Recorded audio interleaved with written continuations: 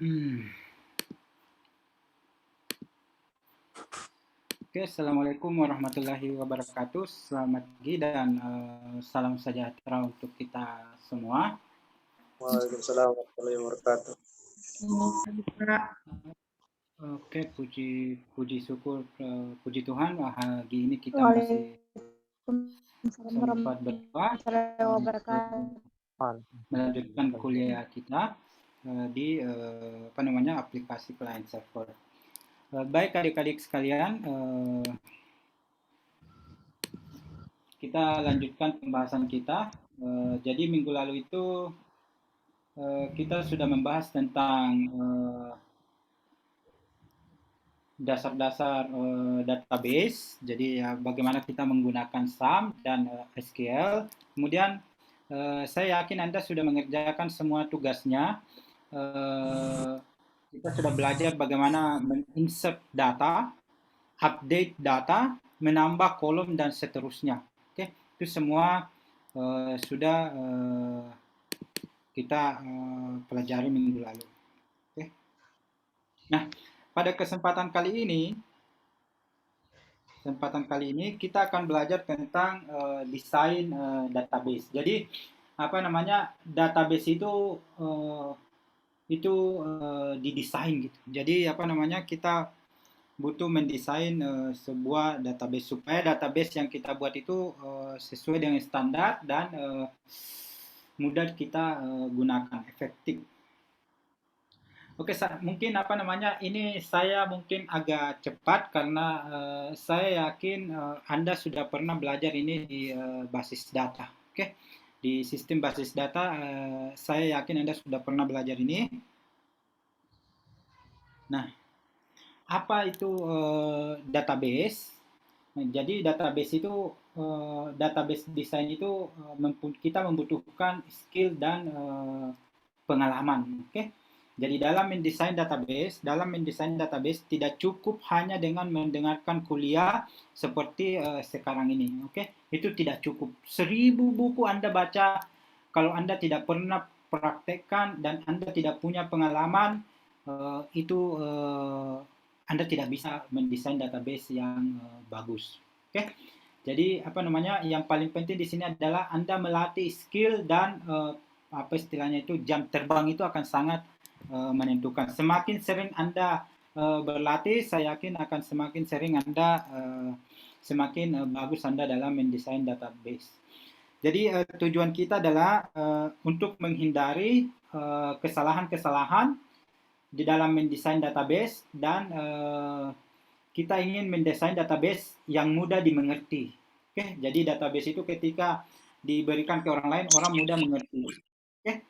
Nah, ada hal yang paling penting di sini, database itu start with a picture. Jadi kita mendesain database itu mulai dari mulai dari cakaran begitu. Jadi kita mulai dari menggambar, kemudian nanti saya akan perlihatkan bagaimana kita mendesain sebuah database mulai dari gambar kertas cakaran, kemudian kita implementasikan di SQL.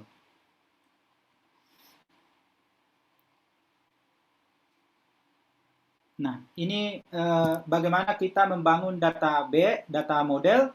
Yang pertama kita membuat skema dari aplikasi, kemudian kita memikirkan bagaimana objek itu saling berhubungan. Oke, itu dulu nanti kita langsung praktekkan supaya Anda lebih paham. Oke, ada aturan dasarnya, jangan menaruh data string 2 kali. Oke. Apa maksudnya ini nanti slide selanjutnya nanti saya jelaskan. Kita akan menggunakan relationship. Jadi supaya tidak terjadi perulangan data, jadi supaya tidak terjadi perulangan data, maka kita akan menggunakan relasi. Oke. Nah, apa maksudnya tidak menggunakan string 2 kali? Coba perhatikan. Ini Alex, jurusannya ilmu komputer. Ini ilmu komputer. Oke, ini kalau contohnya 5, kalau 1000 mahasiswanya ilmu komputer berarti 1000 kali kita harus mengulang data ilmu komputer.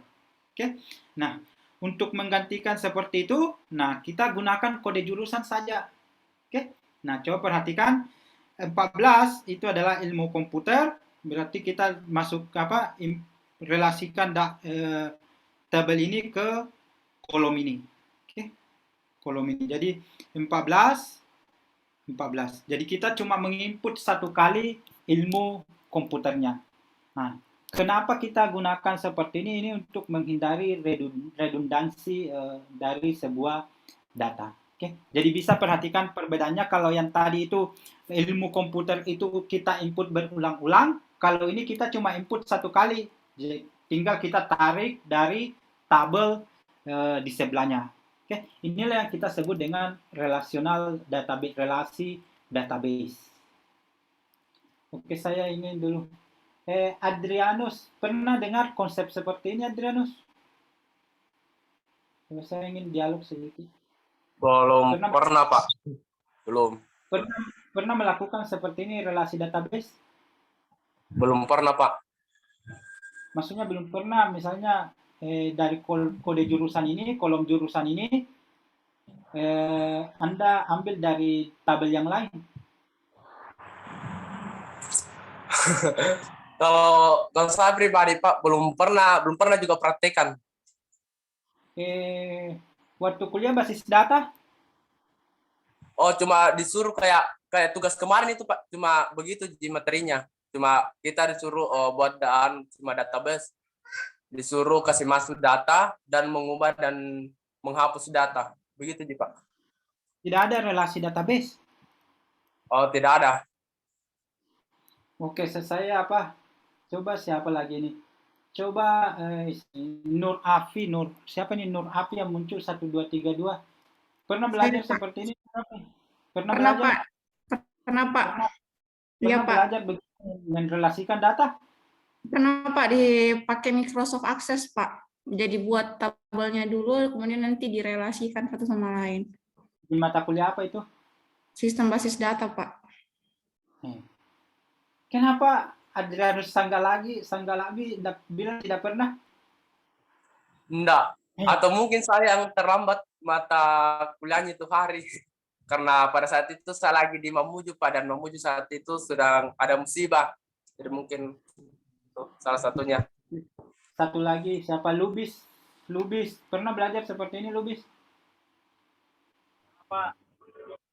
Pernah ya? Jadi kita cepat saja. Jadi mungkin ini Anda bahas beberapa kali pertemuan di sistem basis data, tapi kita akan ulangi hanya satu kali pertemuan. Oke? Nah, ada namanya data normalisasi. Oke? Ini masih teori. Data normalisasi itu ada 3 aturannya. Oke? Nah, yang pertama itu jangan replikasi data. Oke? Jadi misalnya Anda semua jurusan teknik komputer, jurusan teknik komputer, nah kita cuma ambil dari kolom yang lain jurusan teknik komputer itu. Jadi kita tidak perlu input misalnya si Adnan di belakangnya atributnya ada teknik komputer, teknik informatika, Munawara teknik informatika. Nah, sebagai penggantinya kita gunakan key. Oke, jadi nomor 1, nomor 2, nomor 3. Jadi data itu tidak berulang, tapi kita ambil dari tabel yang ada di sebelahnya. Oke, kita ambil dari tabel jurusan. Mungkin ini belum Anda bisa image dengan baik, tapi nanti di di penjelasan selanjutnya saya akan coba berikan contoh realnya. Kemudian kita gunakan integer for key and for references. Oke, bisa sebenarnya juga menggunakan kombinasi angka dengan huruf. Bisa misalnya H01, H02 bisa. Oke, tapi untuk memudahkan biasanya kita gunakan integers. Makanya nama NIM kalau kita di Cokro itu menggunakan integers. Kalau di tempat lain itu ada yang NIM-nya H00 sekian, oke? I00 sekian. Nah, itu karena yang penting kita konsisten dengan kode yang kita berikan, oke?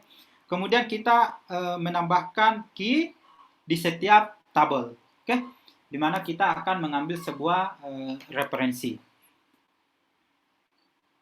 Nah, di dalam tabel kita mengenal ada 3 key. Oke, ada primary key, ada foreign key, ada logical key. Nah, nanti kita akan jelaskan yang primary key dan logical key, foreign key.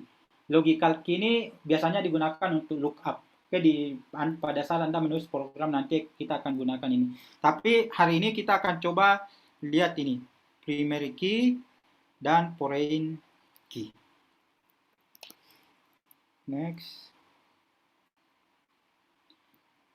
Oke, kita kembali ke yang tadi, tabel yang tadi. Nah, key itu tidak boleh berulang, dia harus unik. Jadi ada tiga kriteria key: unik, tidak boleh berulang, dan nilai key itu tidak berubah dalam jangka waktu lama. Oke, atau tidak akan berubah. Nah, coba perhatikan di sini, siapa ini? Monica Alpionita, kira-kira dari kolom ini nama, name, ini nama, name, table, mana yang kira-kira bisa menjadi kandidat key kita menurut 3 persyaratan ini? Monica, yang mana menurut Anda? Yang mana menurut Anda bisa menjadi key? Tidak berulang, tidak boleh memiliki nilai kosong, dan akan sangat jarang berubah.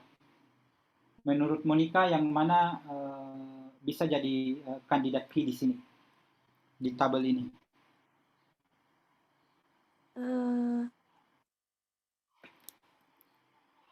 Tidak boleh berulang, tidak boleh memiliki nilai nama. Tidak boleh memiliki nilai kosong. Apa kira-kira? Nama, Pak. Nama. Oke. Nama boleh sama enggak? Nama boleh sama enggak? Tidak. Enggak boleh sama. Nama saya itu Irwan Pasaran. Banyak namanya Irwan. Berarti nama itu boleh sama. Tanggal lahir boleh sama enggak? Kalau kebetulan Anda dilahirkan di hari yang sama, bisa jadi kan sama? Iya. Tempat tanggal lahir boleh jadi sama, jurusan boleh jadi sama. Nah, yang tidak boleh, yang tidak mungkin sama, berarti ada 2. Apa yang tidak mungkin sama, Monica? NIM. NIM dengan nomor KTP. Itu tidak mungkin sama. Dia bersifat unik. Makanya di database capil, catatan sipil, yang menjadi primary key, kata kuncinya adalah NIK Anda. Jadi menjadi ini adalah NIK Anda, karena dia tidak berulang dan tidak boleh kosong, dan NIK Anda itu tidak akan berubah selama Anda hidup. Nah, sama dengan, tetapi kalau misalnya kita NIK ini, kalau di database akademik itu kan depannya berubah-ubah. Nah, makanya kita gunakan NIM. Kenapa kita menggunakan NIM? Karena kalau misalnya Anda angkatan 19, semua di depannya 19. Kalau 20, 20, 21, 21. Sehingga lebih mudah kita mengurutkan database-nya. Sehingga yang menjadi primary key di sini kandidatnya tadi ada 2. Tetapi untuk memudahkan indeksnya ini kita gunakan NIM. Oke. Jadi NIM inilah yang kita anggap sebagai primary key. Paham ya cara menentukan primary key dari setiap tabel? Jadi tidak boleh sama, tidak boleh berulang, dan akan sangat jarang berubah. Oke. Sedangkan untuk tabel yang kedua, kita buat key-nya. Oke. Kita buat key-nya, ini kita 01 teknik mesin, 02 dan seterusnya. Ini primary key di sini.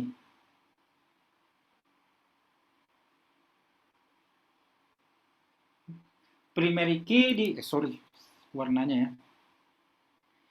Kode jurusan ini di sini menjadi primary key. Nah, pada saat dia dimasukkan ke tabel di sini,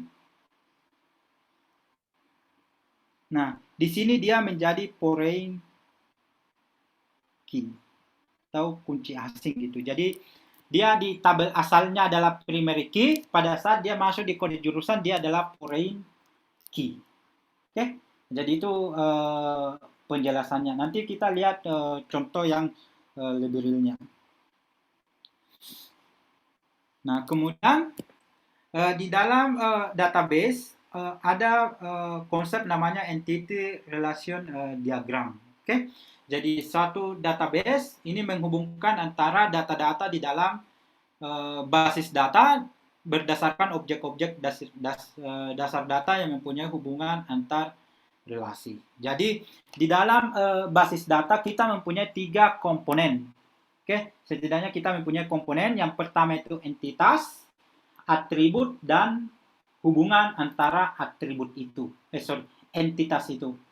Nah, ini simbol per gambarnya, aturan yang sudah disepakati. Entity itu segi 4, atribut atribut itu elips, kalau dia key kita garis bawahi, kalau atributnya mempunyai multi nilai 2 seperti itu, kemudian relationsnya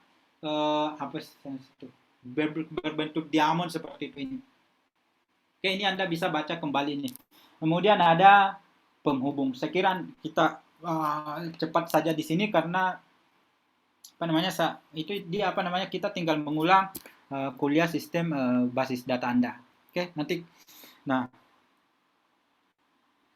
bagaimana membuat entity relation diagram? Saya kira Anda kenal ini, namanya Draw.io.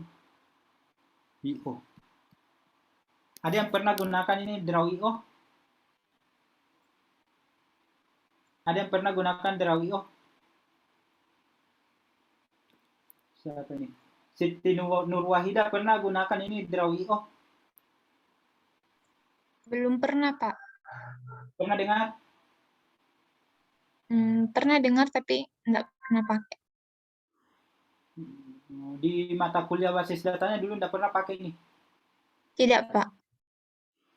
Kalau yang lain ada yang pernah pakai? Baru dengar, Pak. Baru tahu. Oke, jadi ini salah satu pilihan banyak software. Nanti kita gunakan PHPMyAdmin. Banyak software untuk menggambarkan relasi antara data di dalam database. Oke.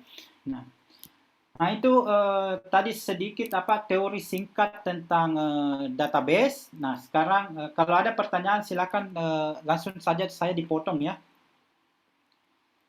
Oke, sekarang kita lanjutkan. Nah, tadi mendesain sebuah database itu kita mulai dari kertas cakaran, kemudian kita gambar database-nya. Oke. Ini saya perlihatkan prosesnya seperti apa. Oke.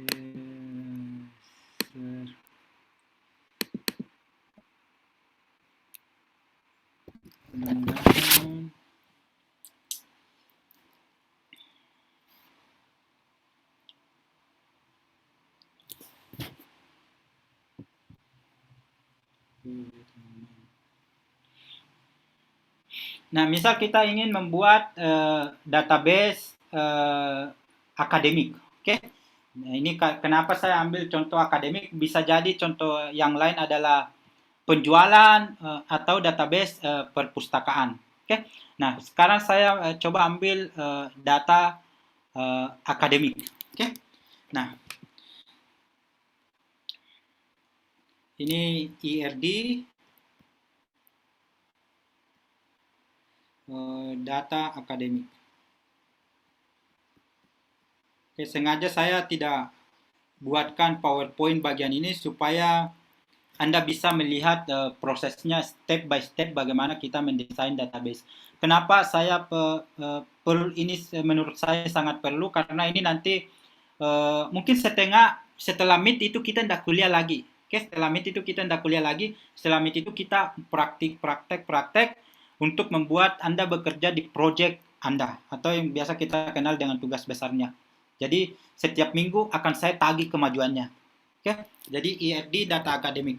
Nah, langkah yang pertama di dalam desain database yaitu menentukan entitas. Jadi yang pertama menentukan entitas. Jadi tadi ada 3 entitas, atribut,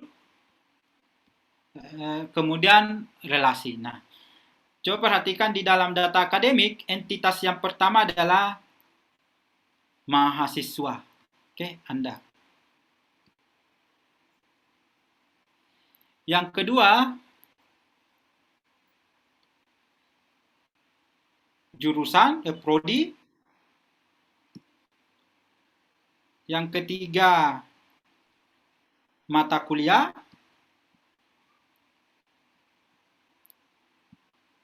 Yang keempat, dosen. Yang kelima,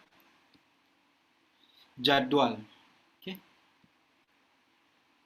Nah, ini apa namanya? Ini 5 entitas ini yang ada di dalam data akademik. Mungkin setiap data akademik, setiap kampus itu berbeda-beda, tetapi untuk contohnya kita ambil yang ini.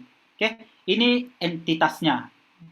Langkah yang kedua, setelah kita menentukan entitas,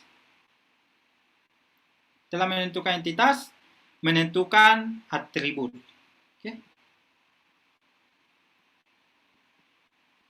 Menentukan atribut. Nah, menentukan atribut mahasiswa, atributnya apa? Yang pertama, NIM. Oke. NIM. Yang kedua, nama, alamat. Oke. Boleh Anda tambahkan jenis kelamin dan seterusnya. Oke. Tapi kita ambil 3 contoh saja ini. NIM, nama, alamat. Prodi, atributnya prodi, kodenya, ID-nya, dan nama prodi. Oke, bisa ditambahi nama ketua prodi dan seterusnya, yang jelasnya minimal kita 2 entitasnya. Kemudian mata kuliah, apa entitasnya? Kode mata kuliah, nama mata kuliah, kemudian SKS. Oke, itu entitas dari sebuah mata kuliah. Oke, kemudian dosen. Dosen itu kalau Anda punya NIM, dosen itu punya namanya NIDN. Oke. Kemudian punya nama, nomor telepon. Oke. Kemudian jadwal, kita punya ID jadwal, apa lagi, tanggal, ruangan. Oke. Nah, ini database yang setelah menentukan atributnya, coba perhatikan, ini setelah kita menentukan atributnya, nah sekarang kita tentukan tipe datanya. Oke, sebagai contoh tipe data, NIM itu kita integer, ini int, integer, NIM itu 10 digit. Jadi nanti apa? Nama NIM itu integer. Oke. Kemudian nama itu adalah karakter. Oke. Karakter berarti karena panjangnya berbeda-beda, kita ambil varchar. Oke. Tipe datanya varchar, sal maksimum 20. Alamat juga sama varchar, tapi ini kalau alamat kita ambil maksimum karakternya 30 misalnya. Oke. Ini tulisan saya terlihat ya, terlalu kecil ya. Terlihat, Pak. Terlihat. Bisa kecil, besar. Warna font yang merah terlalu Pak, jadi tidak terlalu Kecil ya. Yang merah Entitasnya Pak terlalu kecil. Oke. Anda kalau ada kendala seperti misalnya tulisannya terlalu kecil atau dan seterusnya, langsung saja ini ya, langsung diinterupsi, tidak ada masalah. Oke. Nah, nama tadi saya ulangi, ini adalah datanya, tipe datanya integer 10. Kemudian nama ini varchar 20 maksimum. Ini sama alamat misal 30. Oke. Jadi setelah itu kita setelah menentukan entitasnya, kita tentukan tipe datanya. Oke. Sama ini ID, ini integer 2 saja. Oke. Ini nama prodi varchar berapa ini? 30 misalnya. 20 saja. Dan seterusnya. Jadi Anda nanti tentukan kode nama mata kuliah, NIDN, dan seterusnya itu kita tentukan tipe datanya. Oke. Nah, setelah itu kita menentukan atributnya dan tipe datanya. Langkah yang ketiga menentukan relasi. Menentukan relasi.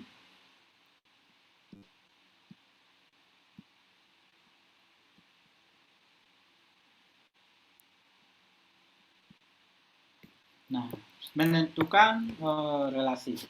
Nah, bagaimana relasi yang pertama? Nah, yang pertama relasi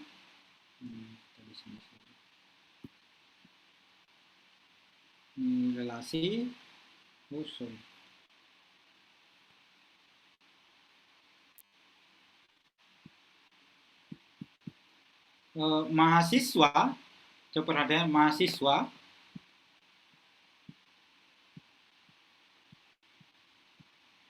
Mahasiswa mempunyai prodi. Oke? Jadi Anda setiap mahasiswa mempunyai prodi.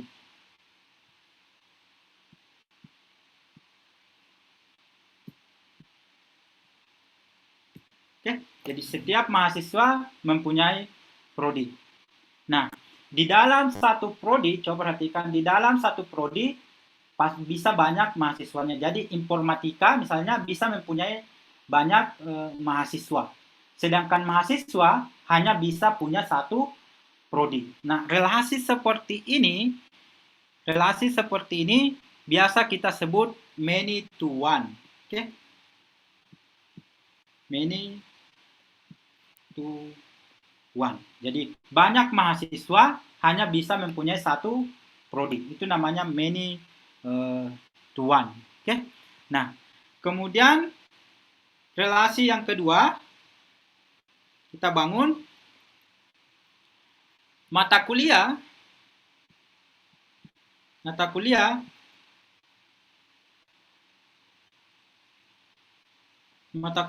diampu oleh dosen.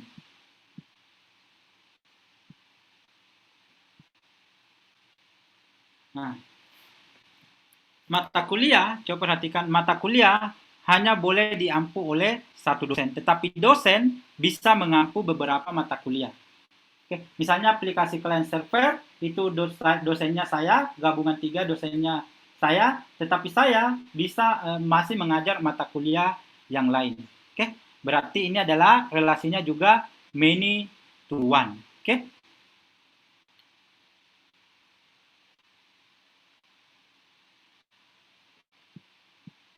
Kemudian yang ketiga,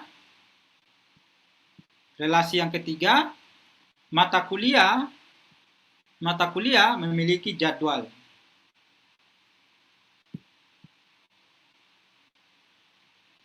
Nah, mata kuliah memiliki jadwal. Nah, satu mata kuliah memiliki satu jadwal. Satu jadwal tertentu hanya dimiliki oleh satu mata kuliah. Maksudnya seperti ini, misalnya jam 7.30 sampai jam 8, jam 7.30 sampai jam 9, di ruangan A sudah ada mata kuliah aplikasi client server, maka tidak boleh lagi ada mata kuliah lain yang mengisi ruangan itu. Oke? Sama dengan dan satu mata kuliah itu hanya ada satu ruangannya, dan jadwal itu hanya boleh diisi oleh satu mata kuliah. Jadi coba perhatikan yang tadi, mata kuliah bisa diampu oleh hanya bisa diampu oleh satu dosen. Satu dosen bisa mengampu beberapa mata kuliah. Mahasiswa boleh memiliki satu prodi. Mahasiswa memiliki satu prodi. Prodi bisa memiliki banyak mahasiswa. Berarti itu many to one. Tetapi mata kuliah hanya memiliki satu jadwal. Jadwalnya hanya boleh dimiliki oleh satu mata kuliah. Relasi seperti ini disebut dengan one to one. Oke? Saya kira Anda sudah pernah belajar relasi database seperti ini. Ada 3 jenis. Many to one, dan ini yang terakhir 4.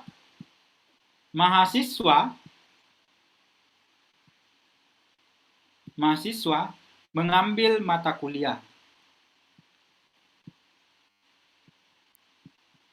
Jadi mahasiswa mengambil mata kuliah.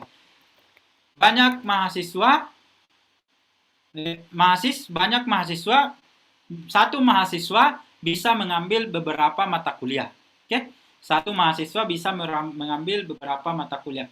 Satu mata kuliah bisa diambil oleh beberapa mahasiswa. Jadi ini mahasiswa bisa mengambil beberapa mata kuliah. Mata kuliah bisa diambil oleh beberapa mahasiswa. Nah, hubungan semacam ini kita sebut many to many relationship. Okay. Namanya many to many relationship. Jadi ada 3 jenis relationship, many to one to one, dan many to many. Jadi di dalam database yang akan kita bangun, contoh yang saya berikan ini, kita akan langsung melihat ada 3 jenis relasi yang ada di dalamnya. Oke? Sampai di sini ada yang ingin ditanyakan? Menentukan atribut, menentukan entitas, kemudian menentukan atribut dan tipe datanya, kemudian menentukan relasinya. Contoh yang lain, misal penjualan. Oke? Penjualan barang, produsen, konsumer. Oke? Ini entitasnya. Minimal ini satu entitasnya. Produsen memproduksi barang. Oke? Barang diproduksi oleh produsen, barang diorder oleh konsumen. Oke? Itu relasi datanya. Ini bisa satu perusahaan memproduksi banyak barang, berarti many to one. Ini barang bisa diorder oleh beberapa konsumen, kemudian konsumen bisa mengorder beberapa barang, berarti itu many to many relationship. Oke? Jadi yang paling penting Anda pahami adalah konsep dasarnya. Jadi apapun jenis datanya nanti akan mudah Anda ini.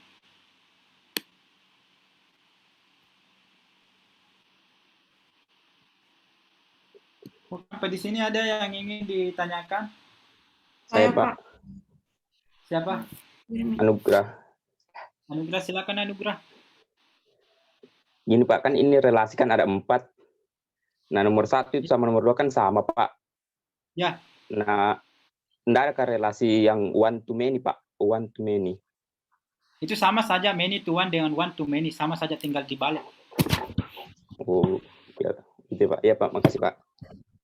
Saya Pak. Ya, silakan. Yang terakhir Pak, yang poin nomor 4, mahasiswa mengambil mata kuliah. Nah, jika misalnya kasusnya dicontohkan satu mahasiswa itu bisa mengambil banyak mata kuliah, bukankah relasinya itu one to many, Pak? Tetapi mata kuliah bisa diambil oleh beberapa mahasiswa. Misal seperti ini. Saya gambarkan saja diagramnya ya. Ini mata kuliah A, mahasiswa A, BC. Ini mata kuliah 01, 02, 03. Oke, itu kode mata kuliahnya. Misal si A ngambil mata kuliah 01 dan 02. Oke. Si B ngambil mata kuliah 03 ini. 03 dan 01. Si C ngambil mata kuliah 2 dan 3. Nah, ini di sini mahasiswa bisa mengambil beberapa mata kuliah, kemudian satu mata kuliah bisa diambil oleh beberapa mahasiswa. Oke. Nah, beda dengan many to one. Ini many to one. Mudah-mudahan ini menjawab ya. Saya perjelas lagi. Many to one tadi mata kuliah 01, 02, 03 ini dosennya. Oke. Si dosen Irwan, siapa Pak Wisnu, Pak Piki dan seterusnya. Oke. Misal mata kuliah 01 diampu oleh Pak Irwan. Oke. Mata kuliah 02 diampu oleh Pak Wisnu.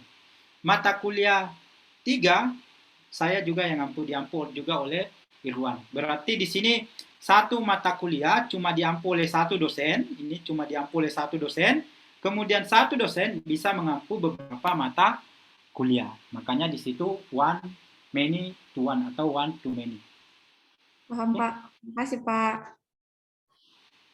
Ini oke, kalau tidak masih ada yang lain, kalau ini di screenshot dulu yang ini dicatat. Kita beri ke 5 menit, baru kita lanjutkan. Oke? Mohon maaf Pak, kalau yang one to one tadi kayak bagaimana itu Pak? Nanti saya jelaskan one to one, karena ini sorry, Zoom saya ini cuma 40 menit. Saya terkendala di pembayaran langganan Pro-nya, saya terkendala di kartu kredit. Oke, saya pakai debit card saya tidak bisa, makanya kita pakai yang 40 menit. Jadi setelah kita beri